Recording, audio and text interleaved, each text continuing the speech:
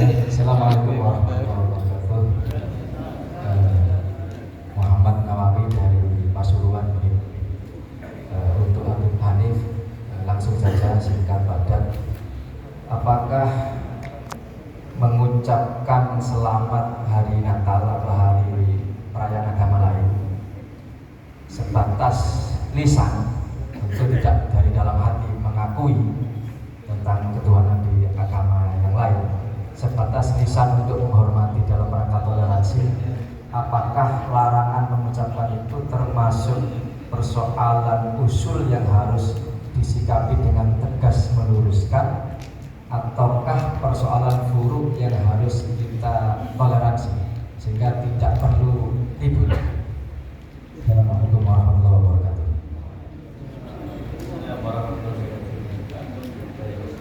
Satu pertanyaan langsung dijawab biar lebih jelas.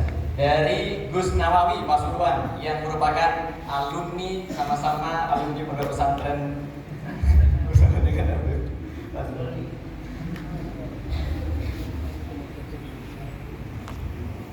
Masya Allah, ini yang bertanya Gus Nawawi, harusnya beliau jadi narasumber di sini.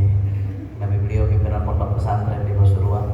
Nah, bicara soal mengucapkan selamat Natal, ya, kalau dengan i'tiqad, dengan keyakinan bahwasanya agama lain benar, itu jelas.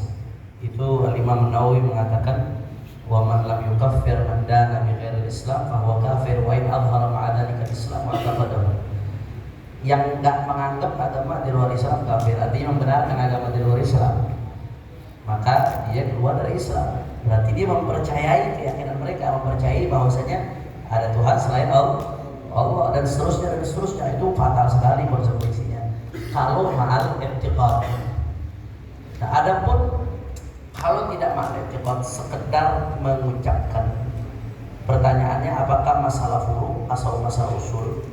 Sekedar mengucapkan, ini pembahasannya dikaji di kitab fikih. Yang mengkaji kitab fikih, ya. Di kitab-kitab fikih disebutkan madzhab arba'ah. Ada seorang syekh, saya lupa namanya, judul kitabnya, nulis bagus sekali itu, satu kitab khusus bahas tentang nusus fuqaha yang membahas tentang keharaman mengucapkan selamat Natal. Di antaranya dari Mughniul Muhtaj, dari beberapa.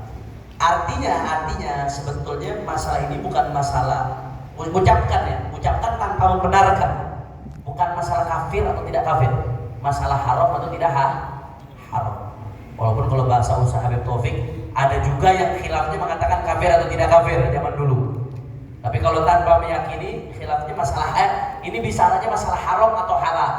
Nah, maka empat madhab sepakat hukumnya haram. Ini secara fikih, ini masalah fikih. Tapi ini yang perlu saya garis bawahi, enggak semua masalah fikih kemudian orang bisa bebas khilaf. Itu yang saya katakan. Yang khilaf itu orang yang otoritatif, mujtahid, yang memang punya otoritas di dalam mengistinbat hukum dari Al-Quran dan Sunnah. Sekarang kalau empat mazhab sudah mengharamkan, terus masalahnya apa buat memperbolehkan itu? Apalagi di satu negeri yang dari dulu ulamanya mengharamkan, tahu-tahu datang mau memperbolehkan, ini kan jadi masalah. Nggak ada masalah di situ. Padahal saling menghormati satu pemeluk agama dengan lainnya nggak harus dengan melanggar syariat. Kita menghormati pemeluk agama lain, kita hidup berdampingan dengan mereka, kita bineka tunggal ika. Nah, tapi bukan berarti kan kita harus melanggar daripada ajaran syariat kita. Nah, jadi kalau bicara apakah yang mengucapkan kafir atau tidak, itu kan lebih dalamnya ke situ, Gus. Kafir atau tidak, ya sebatas dia melakukan haram di hendaknya dalam pandangan perspektif empat madhab, ya. Saya bicara bukan pendapat saya, pendapat empat madhab. Dia mengucapkan tanpa meyakini, hukumnya haram. Ya, namanya haram berarti dosa berarti mesti tobat kepada Allah Subhanahu wa ta'ala. Nah, sekarang kalau ada yang menyebarkan pendapat seperti itu, bagaimana? Apakah kita ingkar atau tidak? Kalau sekiranya kita lihat pendapat tersebut menimbulkan madarat kepada umat, ya, iya, si fakih tadi meyakini, mengucapkan tanpa meyakini boleh, haram, sekedar haram. Tapi kalau tahu-tahu umat nanti pahamnya beda, akhirnya umat mengucapkannya dengan meyakini, apalagi dengan masifnya pluralisme. Kan namanya hukum itu kita juga mesti lihat kiri kanannya. Di negeri kita masih ajaran pluralisme yang mengajarkan semua agama benar. Di negeri kita masih yang namanya kristenisasi, tabsyir, tansir. Nah, hukum itu nggak boleh dilihat secara satu begitu saja, tapi lihat kiri kanannya. Oh, ini jadi pintu buat pluralisme. Ini akhirnya menjadi penyebab pendangkalan daripada akidah umat. Ini bahaya. Nanti sampai umat lain lagi ceritanya. Nah, dalam Mughniyatul Mustarsyidin disebutkan hendaknya faqih tidak menyampaikan sebuah hukum kepada umat kecuali saudara, kecuali hukum tersebut akan membuat ketakwaannya bertambah kepada Allah Subhanahu wa taala.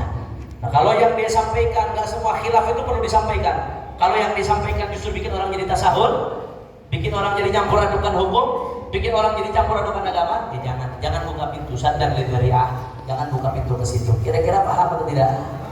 Nah, saya bicara dari kita. Memang ada ulama-ulama internasional yang memperbolehkan dalam keadaan-keadaan tertentu seperti Syekh Muhammad Sa'id Ramadan Al-Buti, ulama mu'asir seperti Syekhul Azhar dan lain sebagainya. Tapi apakah relevan pendapat itu buat dipakai di negeri kita? Itu kan jadi pertanyaan juga. Kalau orang tinggal di Eropa, dia minoritas, kiri kanannya semua relasinya dengan Muslim, kemudian dia mengucapkan seperti itu, mungkin ketika posisi minoritas pendapat itu jadi solusi. Tapi ketika apa? Urgensinya apa? Ya, ente tinggal di Jember, tetangga ente nggak ada non Muslim, ya, dari kecil ente nggak punya teman non Muslim, tahu-tahu ente ribut pengen ngucapin selamat datang. Urusan ente apa? Pendapatan ya. Paham ya? Laisa kullu khilafin juga.